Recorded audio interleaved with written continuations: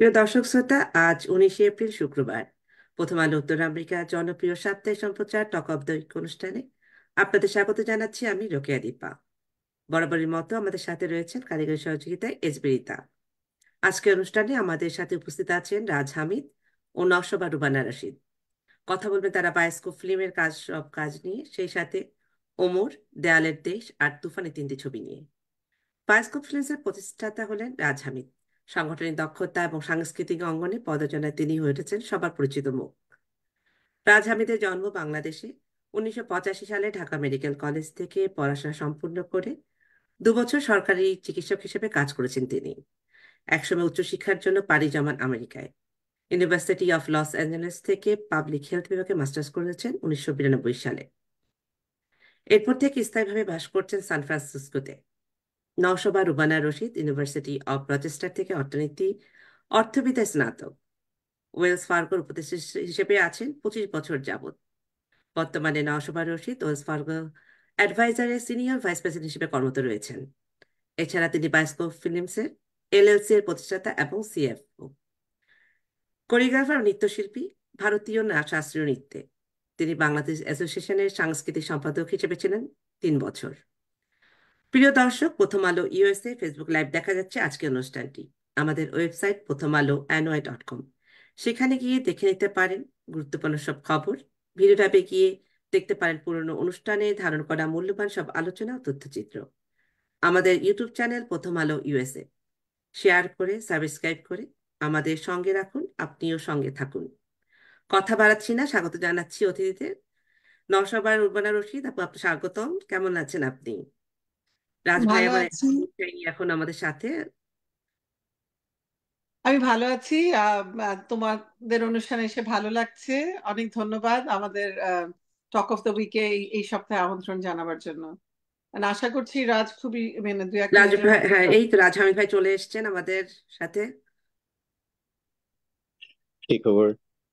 কেমন আছেন কেমন রাজ আছেন হামিদ ভাই স্যার? আপনি? জি ভালো। আমি একটু এটা সেট করছি। হ্যাঁ, শুনতে পাচ্ছি। যাক, রাজ হামিদ ভাই, আপনি বায়োস্কোপের কর্ণধর। শুরুতেই আপনার কাছে বায়োস্কোপ সম্পর্কে একটু জানতে চাই। আপনি কেন জি। নিজেদের কাজটি বায়োস্কোপ ফিল্মস বলেন? নিয়মিতভাবে মার্কিন যুক্তরাষ্ট্র এবং কানাডায় বাংলা চলচ্চিত্র নিয়ে আসলেন আপনি। জানতে চাই শুধু বাংলা চলচ্চিত্রের বিবর্তনের সিদ্ধান্ত কেন নিলেন? আম, প্রথমত আমরা চলচ্চিত্র ভালোবাসি। চলচ্চিত্রের ভাষা কিন্তু হয় না।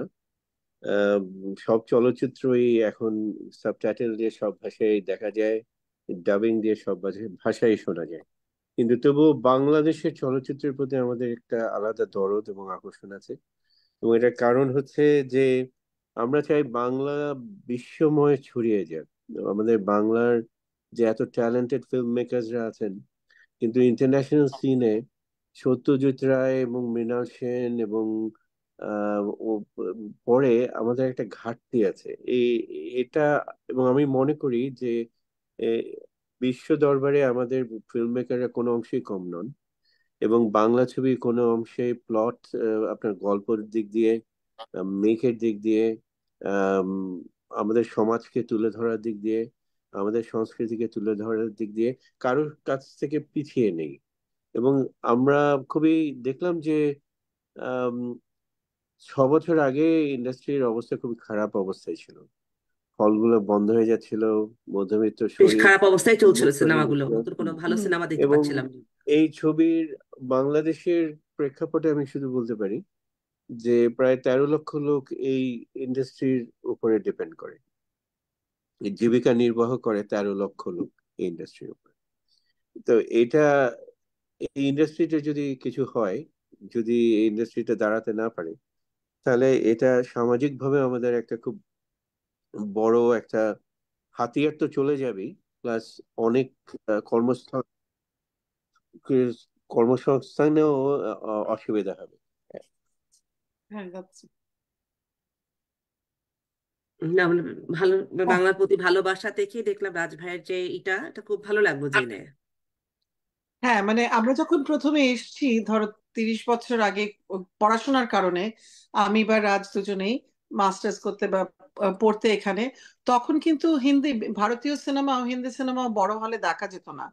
তো আস্তে আস্তে যখন পপুলেশন বাড়তে থাকে তখন তাদের সিনেমা চাহিদার জন্য প্রথমে তারা ইন্ডিয়ান ওন থিয়েটারে দেখাতে শুরু করলো, তারপরে বড় বড় যেগুলো চেন, রিগাল, সিনেমার্ক, এএমসি, এখানে বড় হিন্দি সিনেমাগুলো চাহিদার কারণে আসতে শুরু করলো। তো আমরা দেখলাম যে আমরা পিছিয়ে থাকবো কেন, আমাদের কন্টেন্ট এবং মেক তো ভালোই। মানে যখন থেকে ধরো একটা বিবর্তন ঘটা শুরু করে, সেই প্রবলি 2009-এর মনপুরা আমার মনে আছে, একটা খুব মানে ভীষণ সবাই ঘুরে দাঁড়িয়েছিল যে বাংলা সিনেমা সত্যি, বাংলাদেশের সিনেমা ভালো করছে, ভালো গল্প, ভালো গান, ভালো সিনেমাটোগ্রাফি নিয়ে আসছে।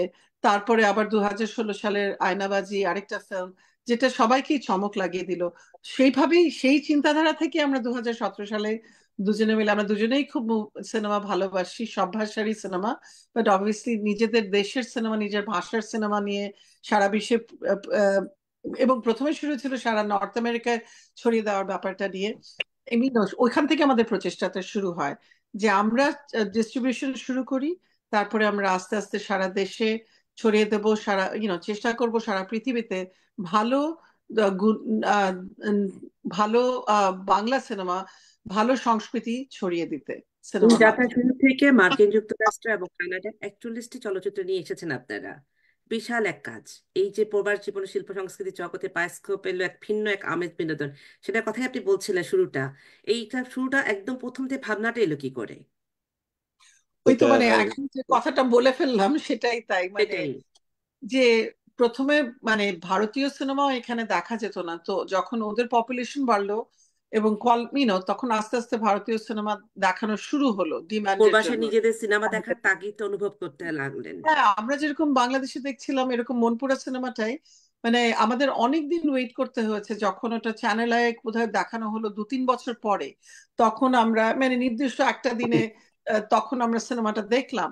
কারণ কোনোভাবে বড় হলে বাংলাদেশি সিনেমা তখন প্রচারের কোনো ব্যবস্থা ছিল না, কোনো ডিস্ট্রিবিউশন কোম্পানিও ছিল না, তখনই আমরা বায়োস্কোপ ফিল্মস এলএলসি নামে এই কোম্পানিটা শুরু করি। ছোট মাত্রায় শুরু করি প্রথমে। প্রথমে দুটো ইউনো কোনো একটা সিনেমার দুটো স্ক্রিন করলাম সান ফ্রান্সিসকোতে, ভুবন মাঝি আই থিঙ্ক। তারপরে বড় কেমন করে লেগেছিল যখন, সেই অনুভূতি, প্রথম যখন প্রথম দেখা হলো হ্যাঁ আমাদের হ্যাঁ, বাংলা সিনেমা আমাদের এই প্রবাসে? সেই অনুভূতিটা কেমন ভীষণ ছিল? একটা মানে হল ভরা ছিল আমাদের। আমার মনে আছে আমাদের একটা 260 জনের বোধহয় হল আমরা ভাড়া করেছিলাম সেই পুরনো স্টাইলে, মানে একটা দিন শো হবে, ইট ওয়াজ সোল্ড আউট। এবং ওই চাহিদার কারণে আমরা একটা সেকেন্ড শো অ্যাড করতে বাধ্য হই।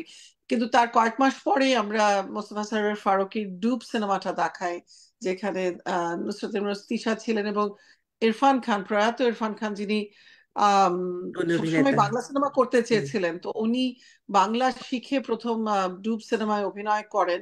তো ওটা আমরা দেখিয়েছিলাম তখন প্রায় সারা দেশের 10টা শহরে।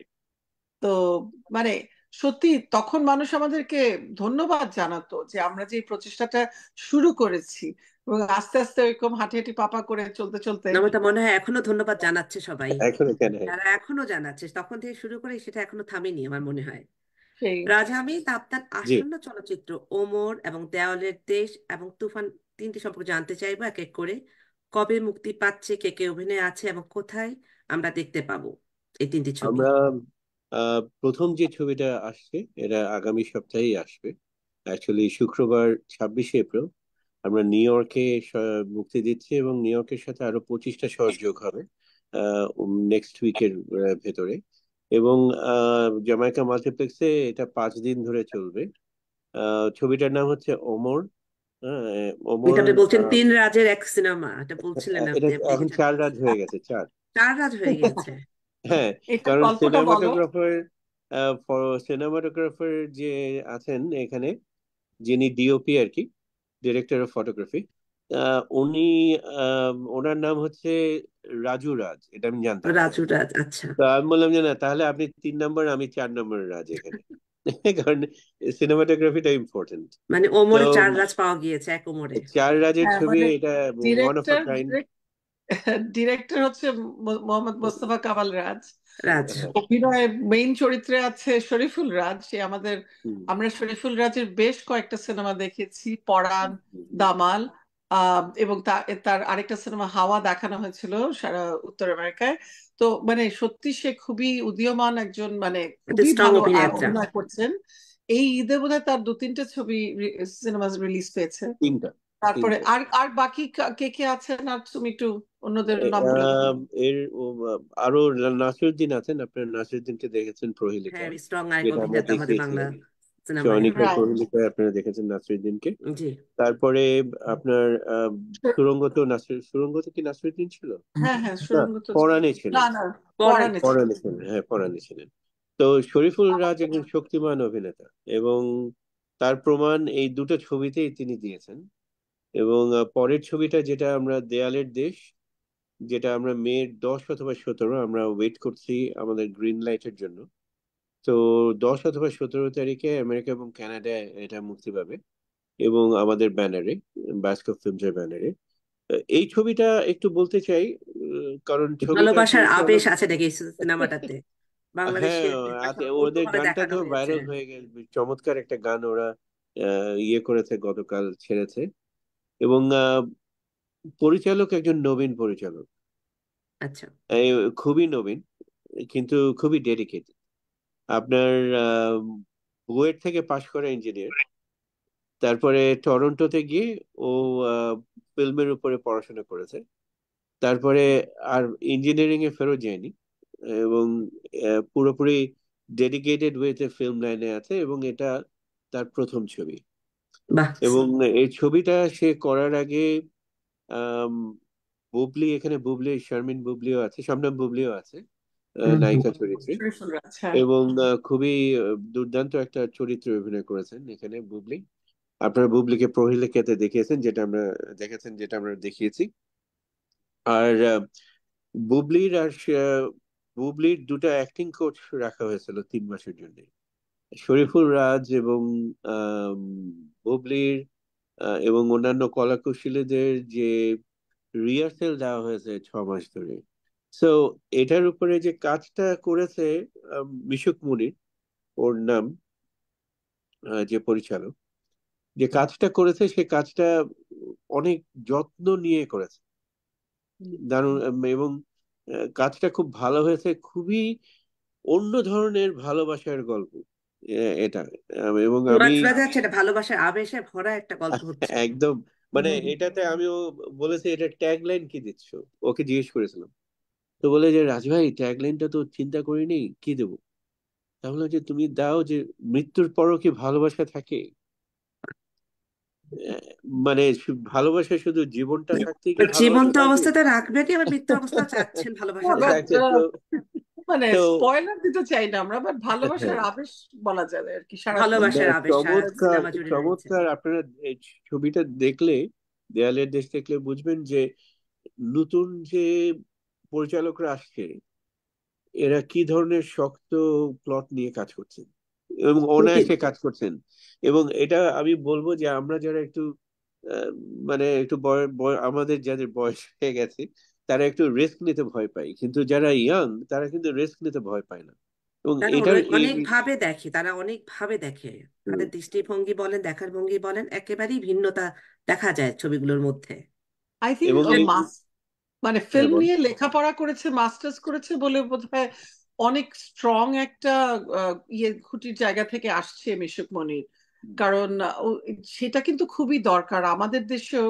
মানে পার্শ্ববর্তী দেশে ভারতে ফিল্ম ইনস্টিটিউট আছে, আমাদের দেশে সত্যি এডুকেশনের এই টেকনিক্যাল এবং অন্যান্য এডুকেশনের খুব প্রয়োজন। মানে অনেকে এমনিতেই ট্যালেন্টেড, ক্রিয়েটিভ সাইডে অনেকে এমনিতেই ট্যালেন্টেড, কিন্তু যদি আরো ভালো এডুকেশন পাওয়া যেত, আই থিঙ্ক আমাদের ভবিষ্যৎ আরো যারা বেশি ভালো অবশ্যই। নির্মাতারা হতো। আসবেন তারা আরো ভালো কাজ করতে পারতেন। হ্যাঁ।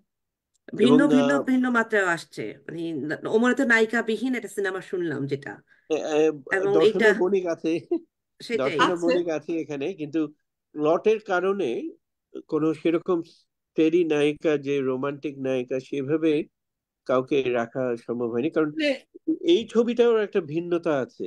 আপনারা যদি অমরটা দেখেন, যে একটা সার্কামস্টান্সে পড়ে একটা ঘটনা হয়ে যায়, সেই ঘটনার পরিপ্রেক্ষিতে দুটা মানুষকে পালিয়ে যেতে হচ্ছে, এবং তাদের fugitive টা। সবাই তাড়া করছে, এবং তারা কি করে, মানে এটার মধ্যে খুব থ্রিলার নূতনত্ব কাজ আছে, করছে, হ্যাঁ। যে নতুনত্ব একটা নতুনত্ব আছে, গতি থ্রিলার হ্যাঁ। বা কাজ একটু করছে, থ্রিলার টাইপের একটা ব্যাপার আছে। থ্রিলার থ্রিলার টাইপের টাইপের একটা ব্যাপার আছে, সেটাই শুনলাম হ্যাঁ। আমরা। দর্শকরা দেখবেন, এখানে যারা আছে প্রবাসে, ওমর দেখবেন, সদয়ালের দেশ দেখবেন, সবই দেখবেন এক এক করে। জি। আচ্ছা, তুমি তারপরে তুফানের কথাটা বলছিলে রাজ, আমাদের হ্যাঁ 3 নম্বর তুফান, যেটা কোরবানি ঈদের সময় মুক্তি পাবে। আজকে তুফানের একটা আপডেট আছে, যে মানে আজকেই এটা ঘোষণা দেওয়া হয়েছে যে তুফানের যে মেইন গানটা সেটা গাচ্ছেন আতিফ আসলাম। এবং ও আতিফ আপনারা ইসলাম, জানেন যে হ্যাঁ। আতিফ আসলাম এখন ঢাকায় আছেন, ওনার বিশাল একটা কনসার্ট হচ্ছে ঢাকায় আগামীকাল। এবং আচ্ছা। উনি দুটা কাজ একসাথে করে হয়তো রাহান মানে রাফির, তুফানটা আবার রাহান রাফি রাহেন করছে। রাফির, রাহান রাফির রাহেন পরিচালিত। রাফির ছবি পরিচালিত। পরিচালক। এবং আতিফ আসলামের গানটা একটা বিরাট একটা মাত্রা অ্যাড করবে এখানে, যোগ দেবে।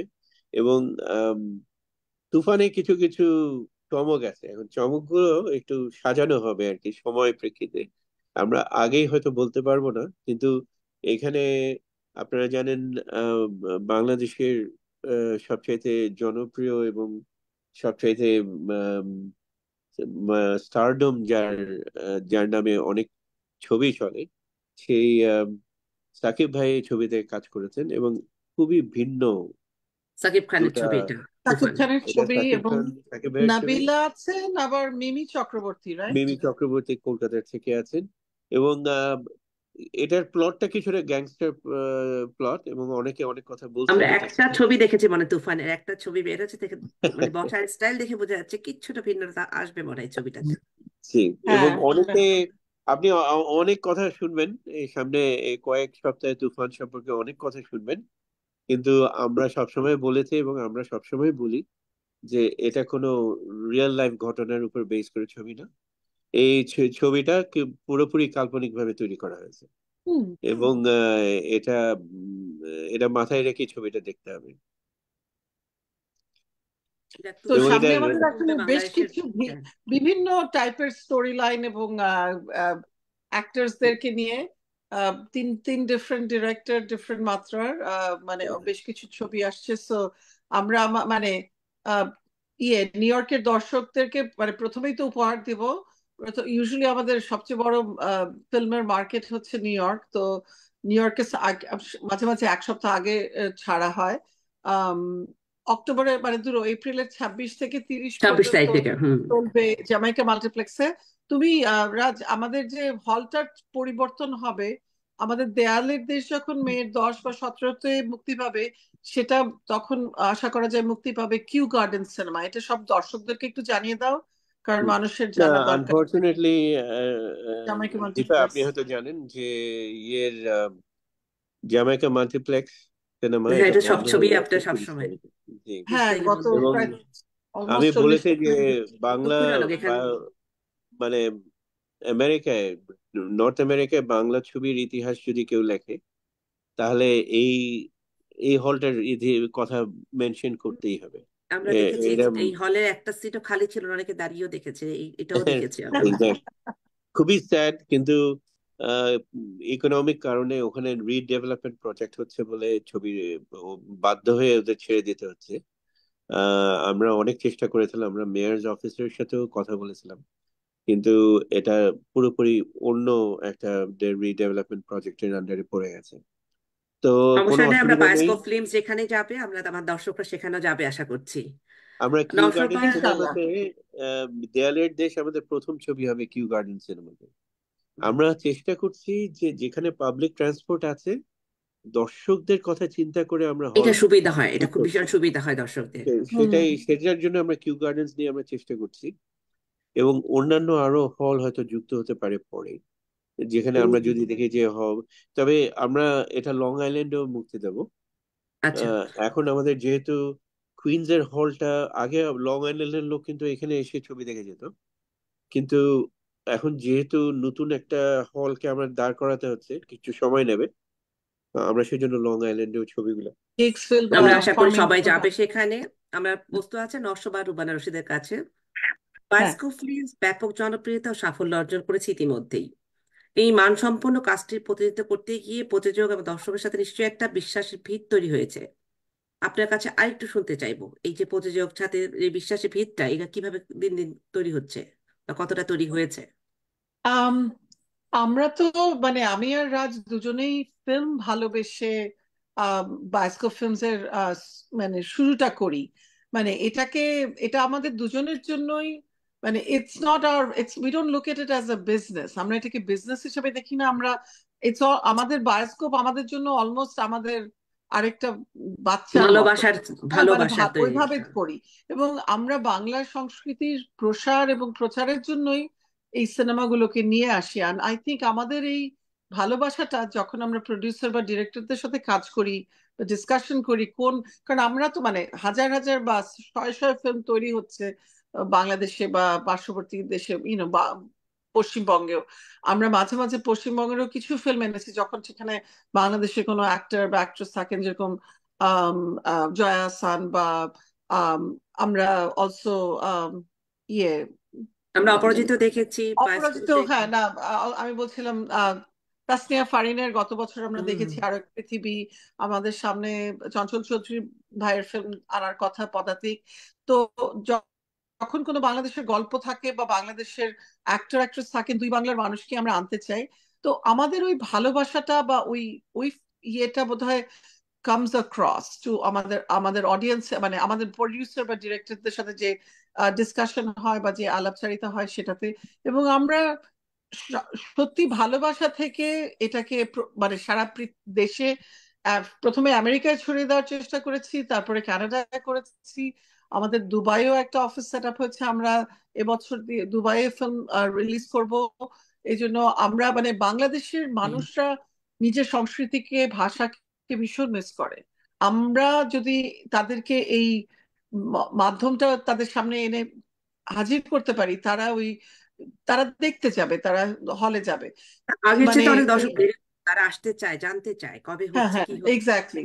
সো এখানে আমরা মানে ওই বিশ্বাসটা থেকে ওই ভালোবাসা থেকেই করি বলে সেজন্য আই থিঙ্ক আমাদের এই নামটা সুনামটা হয়ে গেছে বাংলাদেশে যারা প্রডিউসার ডিরেক্টর আছেন, যে ওনারা ভালো কাজ করেন, ওনারা সততার সাথে কাজ করেন, ওনারা আহ, মানে ফিল্মটার ভালোর জন্য ফিল্মটাকেও নিজেদের বাচ্চার মতো দেখে আমরা প্রচার করার চেষ্টা করি। সেটাতে হয়তো মাঝে মাঝে আমাদের একটু ক্ষতি হবে, টাকা পয়সার দিক থেকে লোকসান হতে পারে, but we don't care about that. আমরা তাও আমাদের যতখানি সম্ভব আমরা আমাদের সবটুকু দিয়ে ফিল্মটার পুরোপুরি চালাবার চেষ্টা করি।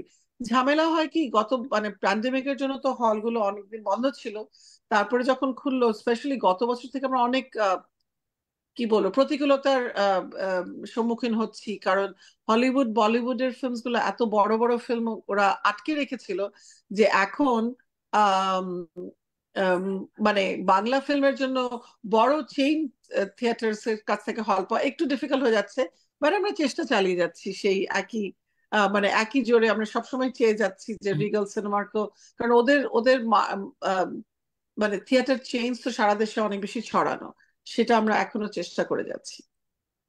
এখানে আমি একটা কথা বলতে চাই, অ্যাড জি। করতে হ্যাঁ, চাই actually, নিশ্চয়ই। যে এই যে নির্মাতারা যারা ছবিটা নির্মাণ করেন, ছবিটা বানান বাংলাদেশে, অধিকাংশই অনেক চিন্তা ভাবনা, অনেক স্বপ্নের বাস্তবতা, বাস্তবায়ন তাদের এই ছবিটা করা। এবং এটা এটা যখন আমাদের হাতে দেন যে আচ্ছা আপনাদের দিয়ে দিলাম, এটা মোটামুটি ধরতে গেলে তাদের সন্তানকে আমাদেরকে হাতে আমাদের হাতে তুলে কিছুদিনের জন্য দেয়, দিয়ে হ্যাঁ। দিচ্ছেন। আমরা ওভাবে এটা ট্রিট করতে চাই কিন্তু। ভীষণ বিশ্বাসের একটা এবং ভিত। এক্স্যাক্টলি, এবং আমাদের যেটা অসুবিধা হয়, যেটা আমার সবচেয়ে অসুবিধা হয়েছে এই লাইনে, এটা বলি আপনাকে, যে যখন আমার বাদ বলতে হয় যে না এটা আমি পারছি না করতে, না এটা আমরা দেখাতে পারছি না, এটা আমাদের সব সবচেয়ে বড় প্রবলেম আমরা ফেস করি। কারণ অনেক কারণে মাঝে মাঝে স্ক্রিন, আমরা জানি যে স্ক্রিন আটকে আছে। ডিজনি তো ডিজনি এরা যেভাবে স্ক্রিন এখন আটকে রাখে 2 সপ্তাহের জন্য, আগে 1 সপ্তাহের জন্য আটকে রাখতো, এখন দুই বড় সপ্তাহের জন্য ফিল্মস আটকে গুলো রাখে। অপেনহাইমার, বারবি, এরা হ্যাঁ, সব তারপরে গত বছর তামিল, ছিল। তেলেগু 4টা ভাষায় ডাব করে একটা হিন্দি। ছবি 4টা স্ক্রিন আটকে রাখে একটার জায়গায়। এইভাবে করে করে আমাদের স্ক্রিন পাওয়াটা একটু ডিফিকাল্ট হয়ে যায়। প্লাস আমাদের কিছু ছবি আছে যেটা আমরা এখানে জানি যে আমেরিকার মধ্যে হয়তো চলবে না, তো সেজন্য আমরা হয়তো কিছু কিছু ছবিকে না করতে হয়। ওটা খুব ডিফিকাল্ট হয়ে যায় যখন আমরা জানি যে কত কষ্ট করে এই ছবিটা উনি নির্মাতা বানিয়েছেন, তা বানিয়েছেন আমরা সেটাই। নিতে পারছি। তো আমরা আস্তে আস্তে, আপনারা জানেন যে প্রোডাকশনের দিকে আগাচ্ছি। আমাদের একটা প্রোডাকশন শেষ হয়ে গেছে, পোস্ট আপনারা প্রোডাকশনের। করছেন একটা ছবি, হ্যাঁ। হ্যাঁ, একটা ছবি দাফন, যেটার কৌশিক শঙ্কর দাসের পরিচালনা, স্ক্রিন প্লে এবং স্টোরি, এবং এটার মুখ্য চরিত্রে আছেন আম, রুনা খান, এবং চমৎকার আচ্ছা। অভিনয় করেছেন রুনা খান এটাতে। এটাতে আমরা সেপ্টেম্বর আর অক্টোবরের দিকে সাইফ আমরা সাইফ রিলিজ করব। সাইফ খানও আছে এটার মধ্যে, তারপরে প্রিয়ন্থী আহ, দেবী। আরো কয়েক আরো কয়েকজন অভিনেতা অভিনেত্রী আছেন। আমাদের আরেকটা হ্যাঁ, শর্ট ফিল্ম, ওয়েব ফিল্ম আছে, যেটা আমরা কমপ্লিট করেছি কলকাতায়। সেটা আমরা হয়তো ডিক্লারেশন দেব কাছে। এবং আগামী বছরে আমাদের নেপালের সাথে একটা জয়েন্ট প্রোডাকশন আছে, সেটা আমরা করব। এবং ওটার ওটার জন্য নেপালি যে অভিনেত্রী, তাকে মোটামুটি আমরা ঠিক করে ফেলেছি। এবং বাংলা ওটা ওই সিনেমায় নেপালি ছবিটা, অভিনেত্রী? জি, বাহ। এবং এটার 80% নেপালি চিত্রায়িত হবে। এবং ছবিটার নাম হচ্ছে প্রিয়ার আকাশ। এটা একটা স্টোরির উপরে বেস করে চিত্রনাট্যটা করা। ওটা আমাদের 2025 এর প্রজেক্ট। এবং আরো কিছু প্রজেক্ট আছে, তবে আমরা ডিক্লারেশন হয়তো আস্তে আস্তে আস্তে আস্তে করে আমরা শুনতে প্রজেক্টগুলো পাবো যখন, এক এক করে। হ্যাঁ, এক এক করে প্রোডাকশনের দিকে আমরা আমরা মানে বেশ ঝুঁকেছি। অনেকগুলোই আমরা এবং শুনলাম, অলরেডি অনেকগুলো ছবি আসছে আসছে। এবং কথা হচ্ছে, আমরা সেদিন, রুবনা জানে, আমরা মিটিং করলাম ফিল্ম কালেক্টিভ, এটা তরুণ 12 জন পরিচালকের একটা ফোরাম। তাদের সাথে আমাদের বেশ কয়েকবার মিটিং হয়েছে। এবং তাদেরকে আমরা আমরা যেটা চাচ্ছি যে শুধু ধুম মানে বিগ বাজেটেড ফিল্ম, বড় ছবি বছরে একটা দুটা হয়, প্রতিষ্ঠিত পরিচালক, প্রতিষ্ঠিত ডিরেক্টর, প্রতিষ্ঠিত প্রযোজক, শুধু তাদের ছবি না, যারা নতুন ছবি তৈরি করার চেষ্টা করছেন, তাদের মধ্যে যে ব্রিলিয়েন্সটা আছে, তাদের মধ্যে সেই হীরা প্রতিভাটা। গুলাকে আমরা তুলে হুম। আনার চেষ্টা করছি। এবং আমার মনে হয় দেয়ালের দেশ ইজ হ্যাঁ, এ টেস্টামেন্ট টু দ্যাট। হ্যাঁ। এবং আমরা এ পর্যন্ত, আমি সেদিন হিসাব করলাম, আমরা 41টা ছবি এনেছি, তার 11টাই কিন্তু পরিচালক হচ্ছে একেবারে ব্র্যান্ড নিউ, তাদের প্রথম ছবি আমরা এনেছি। সুতরাং আমরা প্রতিষ্ঠিত পরিচালকের সাথে নতুন একেবারে নতুন পরিচালকেরও একটা নতুন জায়গা করে পরিচালকের দিচ্ছি। সাথেও দুজনকে নিয়েই চলতে হুম। চাচ্ছেন আপনারা, মানে হ্যাঁ, কারণ প্ল্যাটফর্মটা ওভাবেই দুজন প্রসার হবে। ইয়ের বিকাশ হবে আর কি, ট্যালেন্টের বিকাশ হবে। এভাবে যদি আমরা ছড়িয়ে দিতে কারণ পারি আর কি তাদের কাজ। আমরা ভবিষ্যতের দিকে একটু তাকাতে চাই। আমরা আজকে ছবি দেখাচ্ছি, দেখিয়ে ধুম ধাড়াক্কা করে বাড়ি চলে যাব, তা না। আজ থেকে 5 বছর পরে, এই যে মিশুক মনির ছেলেটার কথা বললাম, যে দেয়ালের দেশ করেছে, এ আরো 10টা ছবি বানাবে ইনশাল্লাহ। হ্যাঁ, এই 10টা ছবি উত্তরোত্তর সে বেটার হবে। এবং ও যদি দাঁড়িয়ে যেতে পারে, হিমেল যেমন 2টা ছবি করে, সেকেন্ড ছবি রাজকুমার ভালো চলছে, এদের অত্যন্ত পথ ধরে খুশির একটা বাংলাদেশও খবর। কিন্তু অনেক অনেক এগিয়ে যাবে এদের পথ ধরে। এক্স্যাক্টলি, এটাই। এরা হচ্ছে ভবিষ্যৎ।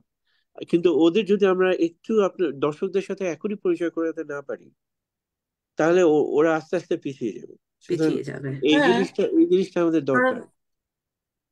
সেটাই মনে তো আছে আমরা যখন রায়হান রাফির কোথা ছিল, রাইট, পোড়ামন 2 দেখালাম সেই 2018 সালে, তখন আমার কিন্তু খেয়াল সে আছে। এত বড় ব্লকবাস্টার ফিল্ম মেকার ছিল না। তা কিন্তু তার তখন ওই ওই ফিল্মটাও খুব ভালো ছিল, গান, সিনেমাটোগ্রাফি, সুন্দর একটা গল্প। ব্রিলিয়েন্ট ছবি ছিল। হ্যাঁ, তারপরে আমরা তার পরান, দামাল এবং সুড়ঙ্গ দেখিয়েছি, এবং by that time he is become a big name in the industry. কিন্তু এইভাবে করেই তো ইয়াং ফিল্ম মেকার্সরাই যখন ভালো করবে, ওইটাই পরিচিতি ভাবেই তো ছড়াবে সারা দেশে, তাই না? আজকে এখন তার রায়হান মানে রাফি, আমরা যখন জানি যে রায়হান রাফি তুফান বানাচ্ছে, সবাই বলবে যে হ্যাঁ, এটা একটু তুফান আমরা দেখতে দেখতে হবে যে যেতে কেমন হবে, কারণ বানাচ্ছে। তা ব্র্যান্ড নেম। এটা বলবি অ্যাকচুয়ালি এই আমরা রায়হান রাফিরই 4টা ফিল্ম দেখেছি so far, and Tufan will be our 5th film by the same director. So Omar আর দেয়ালের এখানে দেশ আমি দেখার পরও এখানে দর্শকদের আমি একটা, নতুন। হ্যাঁ, এখানে আমি একটা কথা ইয়ে করি, সরি, আমি না কাটিং না, ইটস করছি। ওকে। রায়হান রাফির এই গল্পটা রায়হান রাফি থেকে শোনা আমার। ও কক্সেস বাজারের ইউনিট নিয়ে কক্সেস বাজারে গেছে, গিয়ে সব ইউনিট ও কক্সেস ভোরে জাগেও। উম, গিয়ে দেখে যে একটা ছেলে ভোর 6টার সময় প্রত্যেক দিন এসে সার্ফবোর্ড নিয়ে সার্ফিং করার চেষ্টা করছে, আছাড় খাচ্ছে, ডিগবাজি খাচ্ছে, তারপরেও চেষ্টা করছে। তো তৃতীয় দিন দেখে যে থার্ড, ও তখন বলেছে "এই পাগল, কালকে আর আসবে না"। তো দ্বিতীয় দিন দেখে না, ছেলেটা এসে আবার চেষ্টা করছে। তো থার্ড দিন ও হেঁটে হেঁটে ওর কাছে গেছে, গিয়ে বলে তুমি যে ভোরবেলা আসো, এখানে কেউ নাই এত ভোরে, এসে এই যে ডিগবাজি খেয়ে খেয়ে চেষ্টা করছো তুমি সার্ফিং করতে, কেন তুমি কি সার্ফার হতে চাও? তো তখন ছেলেটা বলে যে না, আমি অ্যাকচুয়ালি, আমাকে একটা ফিল্মে কাস্ট করা হয়েছে যেখানে আমি সার্ফিং শেখাবো। তো আমি যদি নিজেই না জানি আমি কিভাবে এটাকে ফুটিয়ে তুলতে হলে আমার জানতে হবে যে কি কি জিনিস আমার, I have to be familiarize না myself জানলে with তো the surfboard and ভুলটা ধরতে everything. পারবে না, হ্যাঁ, হ্যাঁ, না হ্যাঁ, জানলে এক্স্যাক্টলি। ভুলটা অ্যাক্টিং ধরতে পারবে করতেও না। তো তো কিছুটা এই টেকনিক এই লাগে। অ্যাক্টর এই অভিনেতার নাম হচ্ছে শরীফুল রাজ। বাহ। ও এবং এটা আমরা সেই মনে করি, নড়বড়ে ছবি। তার এবং আমি অভিনয় দেখা মনে বোঝা করি যায়, তার যে অভিনয় দেখতে বোঝা শরীফ যায়, সাবলীল ভাবটা দেখা যায়। এবং এই শরীফুল রাজ অনেক দূর যাবে। ওর একটা সিন আছে দেয়ালের দেশে, ও একটা কবরে ওকে শুয়ে যেতে হয়, তারপরে আস্তে আস্তে পানি ওঠে। তো ওটার ইয়েটা আনার জন্য ওকে, ও নিচে কবরস্থানে গিয়ে শুয়ে থেকেছে। মানে হি আমি রিয়েলি, ও হাসতে কিন্তু হাসতে আমি বললাম রিসার্চ যে খুব আমাকে সিরিয়াসলি করে। আমাকে লক্ষ টাকা দিলেও আমি এটা করবো না। আমার পক্ষে সম্ভব Some না। people are serious about their work. আচ্ছা, শু- আমাদের দীপা, দর্শকদের অনেক প্রশ্ন আছে আপনাদের জি এই বলেন। দর্শকদের প্রশ্ন থেকে। আমাদের প্রবাস জীবনে নানা যন্ত্রণা, প্রাপ্তি অপ্রাপ্তি নিয়ে একতা সিনেমা কবে নির্মাণ করবেন রাজ হামিদ দম্পতি, জানতে চেয়েছেন ইব্রাহিম চৌধুরী। আচ্ছা আচ্ছা, এটা রুবনা তুমি আমাদের বলো। আমাদের প্ল্যান আছে, কারণ হ্যাঁ আমরা যখন মানে রাজার আমি দুজনেই 30-25 বছরের অধিক বাংলাদেশ আমেরিকায় থাকি, প্রবাসে থাকি, ইব্রাহিম ভাইও তাই। And ধন্যবাদ আপনার প্রশ্নের জন্য ইব্রাহিম ভাই। কিন্তু আহ, মানে হ্যাঁ, আমার ডেফিনেটলি ইচ্ছা আছে প্রবাস জীবনের যে আহ, টানাপোড়েন বা যে যেসব জিনিস আমরা ফেস করি, দেশকে ভীষণভাবে মিস করি, বাংলা ভাষা সংস্কৃতিকে মিস করি, এই দেশে ছেলে মেয়ে বড় করাটাও একটা চ্যালেঞ্জ। অনেক রকমের চ্যালেঞ্জ আছে এবং আমাদের ডে টু ডে লাইফ এত ব্যস্ততা, এত আহ, সারাক্ষণ মানে একটা র্যাট রেস যে বলে, সারাক্ষণ আমরা দৌড়াচ্ছি, ভীষণ ডিফিকাল্ট। সবকিছু মিলিয়ে এই এরকম একটা একটা গল্প খোঁজার চেষ্টা চলছে এখন। তো আপনি তো শুনলেন রাজের কাছ থেকে যে সামনে আহ মানে নেপাল নিয়ে তার একটা প্ল্যান আছে, একটা গল্প লেখা আছে বা ছিল বা পাওয়া গেছে, আমরা ওটাকে স্ক্রিন প্লে করার চেষ্টা হচ্ছে এখন। তো আই থিঙ্ক হ্যাঁ, আমাদের ডেফিনেটলি ওটা মনে থাকবে, প্রবাস জীবন নিয়ে আমরা ডেফিনেটলি ফিল্ম করব। অ্যাকচুয়ালি কিছু আমরা একটা ওরকম ভালো একটা সিনেমা গল্প দেখতে পাবো, মাথায় আছে আমাদের, সেটাই। 2025-এর শেষে বা 2026-এর শুরুতে। I hmm. থিঙ্ক আমরা স্টিল ডিস্ট্রিবিউশনও থাকতে চাই, প্রোডাকশনে হয়তো আমরা বছরে একটা করব, হুনোস, বা পরে তবে হয়তো বছরে দুটো করব। রাজ ভাইয়ের কাছে আরেকটা প্রশ্ন এখানে আছে, আরেকজন এই, প্রশ্ন করেছে জি রাজ হামিদ বলেন। ভাইয়ের কাছে। আচ্ছা, আমাকে সেটা বোধহয় একটু মাপ চেয়ে নিতে হচ্ছে, আমি বলেছিলাম আমার একটু আগে বোধহয় কোনো বাইরে সমস্যা যেতে নেই, হবে। কোনো সমস্যা নেই। হ্যাঁ, আর তা আপনি যাবার আমি, আগে বলে যাবেন আপনার সাংস্কৃতিক এই কর্মকাণ্ডের কথা একটু শুনবো আপনার মুখে, যে প্রবাসের আচ্ছা থেকে ঠিক আছে। বিদেশে আপনি নাচের সাথেও আছেন, নৃত্যের সাথেও আছেন। কিছুদিন আগে টাইম স্কয়ারে হয়ে গেল আপনাদের মা মেয়ের একটা যুগল নাচ, সে সম্বন্ধে একটু আমরা শুনতে চাইবো, হুম আপনার হুম। সেই আচ্ছা, অনুভূতিটা কেমন ছিল। শিওর না, চমৎকার একটা অভিনয় অনুভূতি ছিল। আমি তো সেই 6 বছর বয়স থেকেই নাচছি, সো মানে নাচ হচ্ছে আমার, আমার যেটা হৃদয়ে আমার দোলা দেয় এবং ভালোবাসার জিনিস, ভীষণ ভালোবাসি। এবং আমাদের ছোট মেয়ে আনুষে রশিদ আব্দুল্লাহ, ও প্রায় 3 বছর বয়স থেকে নাচছে, ওকে নাচ শিখিয়েছি, মানে কারণ ও ওরকম আমার মতো গান শুনলেই মানে আমার মনে আছে যুদ্ধের সময়, তখন স্কুলেও পড়তাম না, বাড়িতেই থাকতাম, তখন আমার ছোট বয়স, এরকম গান শুনলে আমি এমনি নেচে ফেলতাম। যখন যখন স্কুল শুরু হলো, আমি একবারে ক্লাস 2-তে পড়েছি যুদ্ধের পরে, কিন্তু তখনই মা আমাকে নাচের স্কুলে, নাচের ক্লাসে ভর্তি করায়। তো ওর ওর ওর ব্যাপারটাও তাই, ও একাধারে ব্যালে, জ্যাজ, ট্যাপ, কন্টেম্পোরারি শিখেছে, ওয়েস্টার্ন স্টাইলস অফ ডান্স। এবং 2010 সাল থেকে ও ওডিসি ক্লাসিক্যাল, মানে উড়িষ্যার একটা ক্লাসিক্যাল নৃত্য, ওড়িশি ক্লাসিক্যাল শিখেছে। এবং তার সাথে সাথে আমিও শিখেছি, যদিও ছোটবেলায় আমার আমার প্রথম নাচ শেখা ছিল ছায়ানটে, কথক, এবং তারপরে খানিকটা কেমন লেগেছে ভারতনাট্যমে। টাইম স্কয়ারে একজন এবং নাচ আমি ছিলেন? আমি সে তো অনুভূতিটা মানে এই বছর বোধহয় দ্বিতীয় সাল যেখানে টাইম স্কোয়ারে বাংলাদেশিরা সবাই মিলে শয়ে শয়ে বাংলাদেশিরা মিলে আহ, পয়লা বৈশাখ উদযাপন করলাম। সো আমাদের জন্য একটা ভীষণ পাওয়া, ভীষণ একটা কি বলবো আহ অবসর। সম্মানের ব্যাপার ছিল যে আমি আর আমার মেয়ে আনুষে মিলে বাংলাদেশকে রেপ্রেজেন্ট করলাম, যেটা প্রথম অনুষ্ঠানের প্রথম নাচটা আমাদের দুজনের একটা যুগল নাচ দিয়ে বৈশাখের উপরে রঙিলা বৈশাখ নামে একটা গানের সাথে আমাদের দুজনেরই কোরিওগ্রাফি। আমি আমাদেরও ভালো কোরিওগ্রাফি লেগেছে করতে এটা ভালো। দেখে। থ্যাংক ইউ মানে এটা মানে বলার মতো না, মানে it was one of those কি বলবো once in a lifetime কতগুলো এক্সপিরিয়েন্স হয় না, যেটা জীবনে একবার করা উচিত এবং একবার চেক অফ করা উচিত যে এটা করেছি, আর করি কি না করি, এবার করেছি এবং সেই ভীষণ ভালো ভালো লাগাটা লেগেছে। আমরাও নিজের দেখতে পেরেছি, দেশকে আমাদেরও ভালো রেপ্রেজেন্ট লেগেছে। করা, নিজের দেশের সেটাই। সংস্কৃতি সকলের সামনে তুলে ধরা। এবং এটা তো শুধু মানে আই থিঙ্ক TBN24 অনেকগুলো টিভি চ্যানেল, IPTV অনেকেই এটা লাইভ প্রচার করেছে, কয়েক শত দর্শক ছিলেন, তারপরে ইউটিউবে এবং ফেসবুকে অনেকেই দেখেছেন। সো এটা একটা ভীষণ পাওয়ার ব্যাপার ছিল। মানে আমি অনেক ডান্স ড্রামা ডিরেক্ট করেছি সান ফ্রান্সিসকোতে, নকশিকাঁথার মাঠ, তারপর শাহবাগ গণজাগরণের উপরে বাংলাদেশের স্বাধীনতা চারা দিয়ে ওঠার ব্যাপারে অনেকগুলো ডান্স ড্রামা, ছড়ার দেশে বলে বাচ্চাদেরকে নিয়ে কাজ করেছি। কিন্তু এটা সত্যি একটা ভীষণ গর্বের এবং সম্মানের ব্যাপার ছিল। সো এটার সাথে যুক্ত হওয়ার জন্য এবং আমাদেরকে ইনভিটেশন জানাবার জন্য আমি বিশ্বজিৎ সাহা এনআরবি ওয়ার্ল্ড ওয়াইডের তাকে ধন্যবাদ জানাই। কারণ দাদা আমাকে অনেকদিন ধরে বলছেন, উনি জানেন আমি বঙ্গ সম্মেলনে সেই 1990 সাল থেকে যাই এবং ওখানে পারফর্ম করতাম তখন থেকেই বিভিন্ন লোকাল অর্গানাইজেশন। তখন আমি 1992 পর্যন্ত নিউ জার্সি থাকতাম, নিউ জার্সি বাংলাদেশ অ্যাসোসিয়েশনের সাথে। তারপরে সান ফ্রান্সিসকো থেকেও আমাদের এখানকার অ্যাসোসিয়েশনের সাথে অনেকবার পারফর্ম করেছি, গত আমরা বছরও বঙ্গ ভবিষ্যতে আবারও সম্মেলনে। দেখবো আপনাদের মা মেয়ের নাচ, আবারও আমরা দেখবো। ইনশাল্লাহ আশা অনেক করি ধন্যবাদ। এটা দিয়ে ভালো লাগলো শুরু, আপনার, এরপরে ভবিষ্যতে আবার নিউ ইয়র্কে আবারও পারফর্ম করব, দেখবো, অনেক আমাদের ভালো লাগলো, সামনে যদি অনেক ফিল্ম না না, ফেস্টিভ্যাল কিন্তু হয় সেটাতে করব। এখানে এখানে আমার একটা কথা আছে যে আমার একটা টু ডু লিস্টে ছিল ব্রুকলিন ব্রিজে আমার ওয়াইফের সাথে একটা ছবি তুলবো। সেটা এখন সেটা পর্যন্ত হয়নি আগামীবার আর কি। হবে। সেটা আবার হবে, অবশ্যই হবে, আবার হবে অবশ্যই যখন হবে। ফিল্মের রিলিজ থাকবে না তখন একবার হবে। রাজ যাই ভাইয়ের হোক, কাছে তোমরা আরেকটা দর্শকের গল্প প্রশ্ন করো আছে। বায়োস্কোপ নিয়ে, আমি একটু বিদায় নিয়ে নিচ্ছি। আচ্ছা, আমাদের অনেক টক অফ দ্য ধন্যবাদ উইক আমাদের প্রথম অনুষ্ঠানে আলো আসবার সরকার। জন্য, অনেক ধন্যবাদ। রাজয় ভাই, অনেক আপনার কাছে ধন্যবাদ একটা ঠিক। প্রশ্ন ভাইয়া। ছিল। সেটা হলো, আপনি একজন চিকিৎসক হয়েও ফিল্মের প্রতি এত ঝোঁক কেন? আ- আপনার কাছে জানতে চেয়েছেন ফরিদ ইয়াসমিন। আমি চিকিৎসা মানে আহ, যদি চিকিৎসক না হতাম বোধহয় ফিল্ম মেকার হয়েও যেতে পারতাম। কিন্তু আমার মেইন ঝোঁক ছিল আমার লেখালেখির উপরে। লেখালেখি করতে করতে আমার আমার খুব কাছের মানুষ হচ্ছেন গোলাম মোস্তফা, প্রয়াত আচ্ছা। অভিনেতা। উনি আমাদের বাসাটা এফডিসির কাছে ছিল, গ্রিন রোডে। তো এফডিসির লাঞ্চের সময় উনি চলে আসতেন, এসে উনি লাঞ্চ করতেন আমাদের এখানে সব সময়।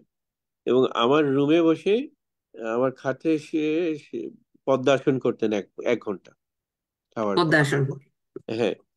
তো ও প্রায় উনি আমাকে ফিল্মের ব্যাপারে ইন্টারেস্টটা ওনার হাত থেকে।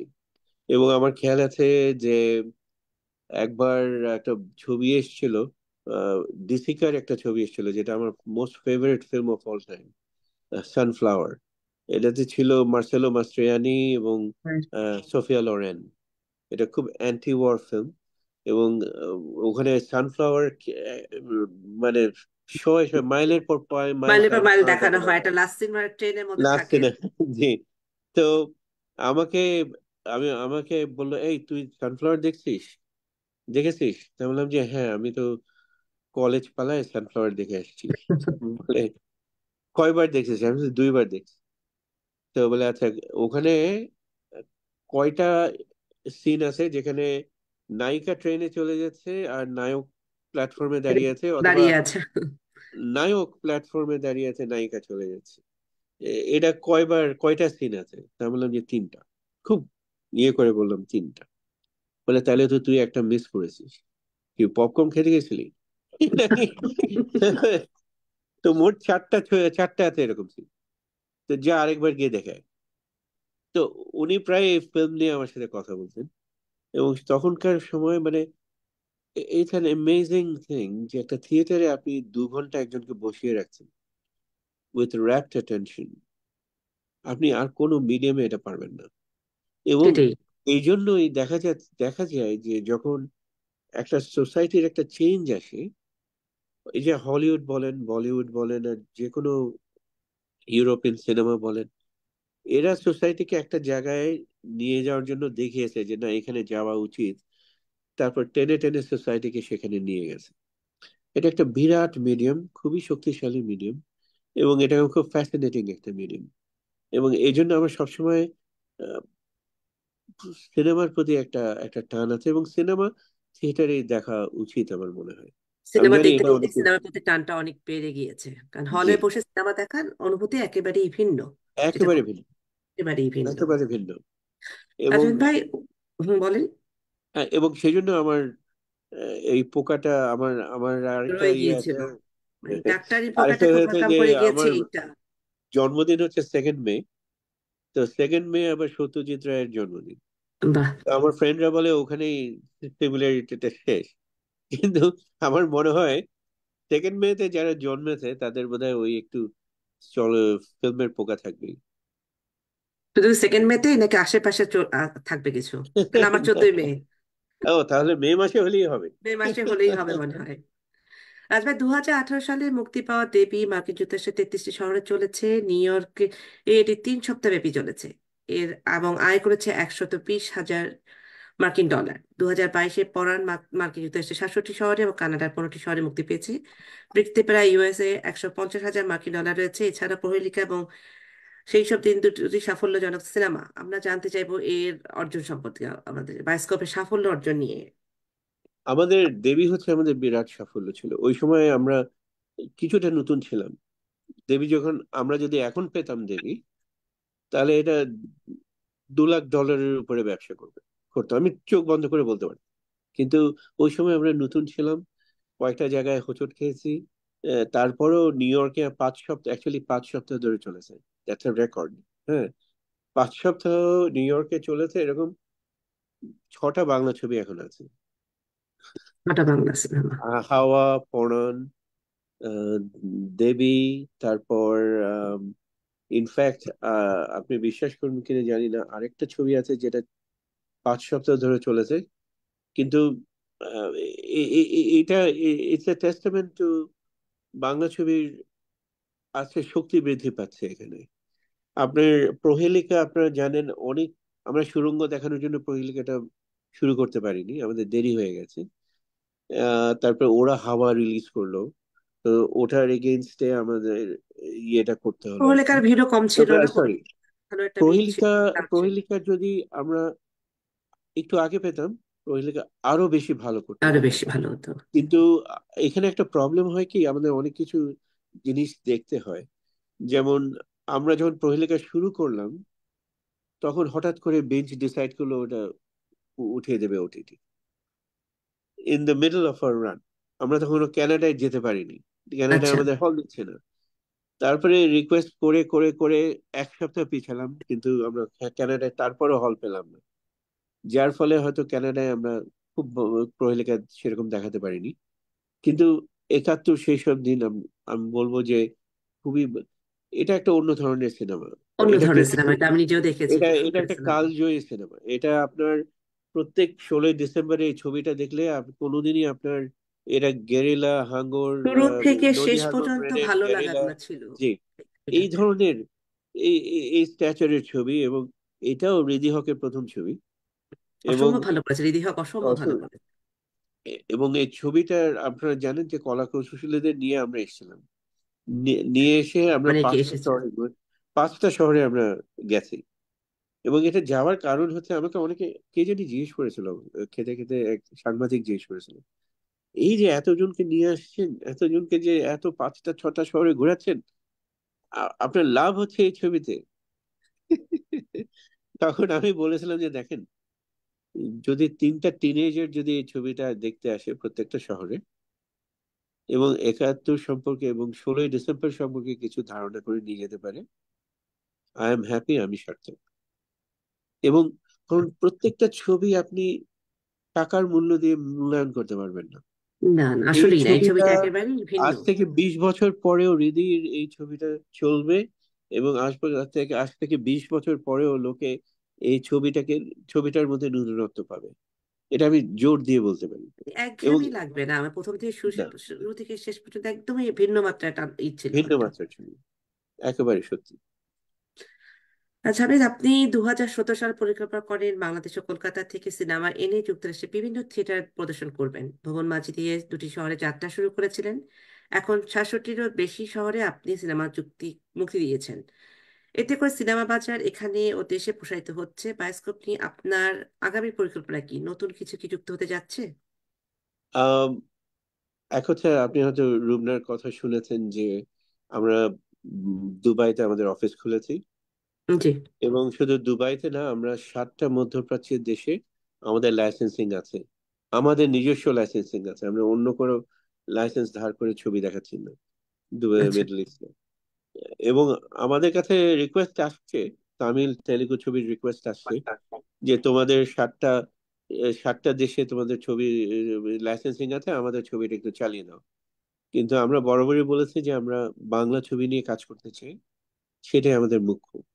এটা যে এবং কোনো কান্ট্রিতেই সম্ভব দেখানো। অন্য কারা যারা কোরিয়া থাকে, ফিলিপাইন থাকে, তারা যদি বাংলা সিনেমাটা দেখতে চায় বা দেখাতে চায়, তারা কি আপনার সাথে যোগাযোগ করবে বা কিভাবে করতে পারে, সেটা অনেকে জানার প্রশ্ন ছিল আসলে। হ্যাঁ, অবশ্যই। আমরা আমরা ধরেন এই যে অস্ট্রেলিয়ায় যে ছেলেটা কাজ করছে তানিম, বঙ্গজ ফিল্মস, এখন অস্ট্রেলিয়ায় ওরা দাঁড়িয়ে গেছে খুব ভালো মতন। যখন ওরা শুরু করে তখন ওরাও দ্বিধার মধ্যে ছিল, এবং তানিম আমার ছোট ভাইয়ের মতো। আমি বলেছি যে তুমি শুরু করো, আমি তোমার পেছনে আছি। এবং অস্ট্রেলিয়া এখন দাঁড়িয়ে গেছে, এবং সেই জন্য আমরা অস্ট্রেলিয়ায় ঢুকি না, অস্ট্রেলিয়ার ছবিও দেখাই না, কারণ আচ্ছা, আসলে এটা ওর টেরিটরি হিসেবে আমরা গণ্য মানে করি। এটা যদি অন্য কেউ করতে চায় তারাই করতে চাবে, নাকি আপনারাও যেতে চান, তাদের যা আগ্রহ থাকে যদি কোনো দেশে? ওরা অবশ্যই আমাদের সাথে যোগাযোগ করতে পারেন। আমরা ইউরোপে নেক্সট ইয়ারে বড় করে ঢোকবার একটা ইচ্ছা আছে।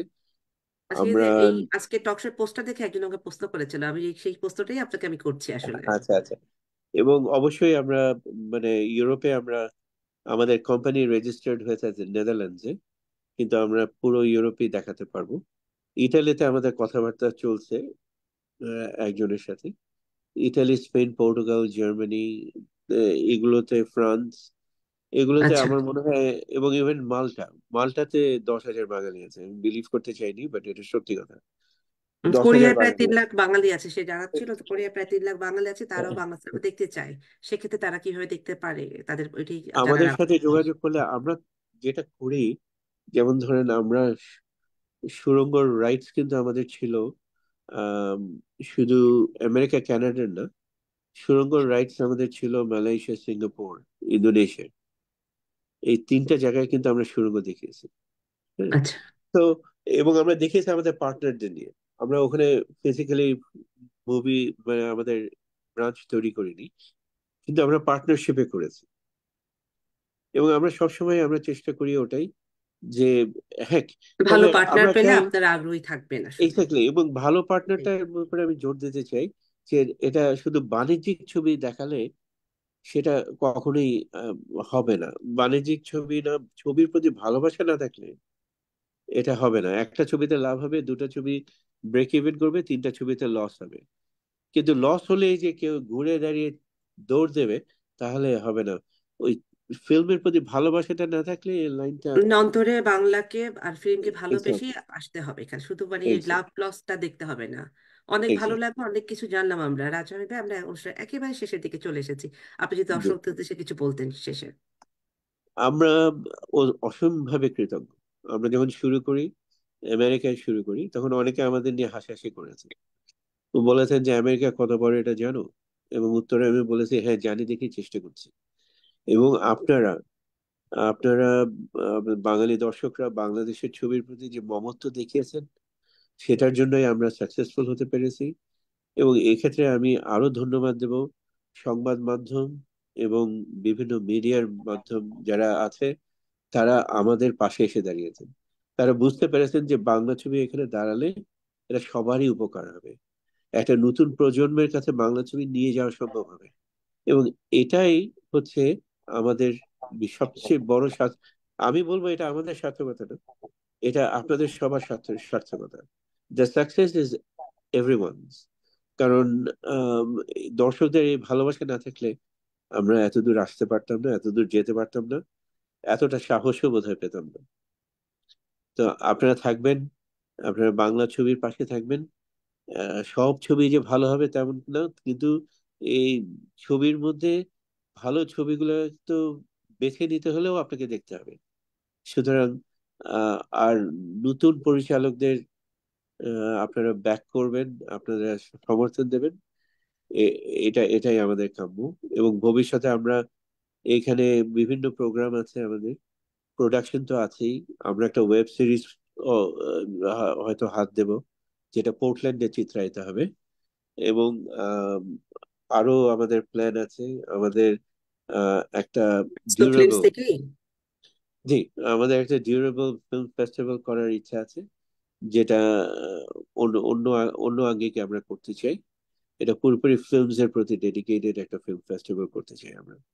এবং এখানে আমরা নতুন পরিচালকদের শোকেস করতে চাই, কারণ ওদের একটা অ্যাভিনিউ দরকার, নয়তো ওরা বেড়ে উঠবে না। একটা প্ল্যাটফর্ম তৈরি করে জি। দেওয়া নতুনদের জন্য, এটা খুব ভালো। বাংলা সিনেমার জয় হোক, বাংলার জয় হোক। অনেক ধন্যবাদ Okay. রাজহামিদ ভাই। অনেক আমাদের ধন্যবাদ আজকে সময় দেওয়ার জন্য। আমাদের আজকের অনুষ্ঠান আলোকিত করার জন্য অতিথি সহ সকল দর্শকদের আবারও ধন্যবাদ। খুবই সব জরুরি আলাপ হচ্ছিল, দ্রুত সময় শেষ হয়। প্রিয় দর্শক, আবার বলছি, আমাদের অনুষ্ঠানটি লাইক দিয়ে শেয়ার করে সঙ্গে থাকুন, সঙ্গে রাখুন, আমরা অনুপ্রাণিত হব। প্রথম আলো NY.com ওয়েবসাইটে গিয়ে দেখে নিতে পারেন দরকারি ও বিনোদনমূলক সব ধরনের সংবাদ ও তথ্যচিত্র। আসছে বৃহস্পতিবার রাত 9টায় আবারও দেখা হবে টক অব দ্য উইক অনুষ্ঠানে। জীবন আনন্দের হোক, জীবন ভালোবাসার হোক। শুভরাত্রি।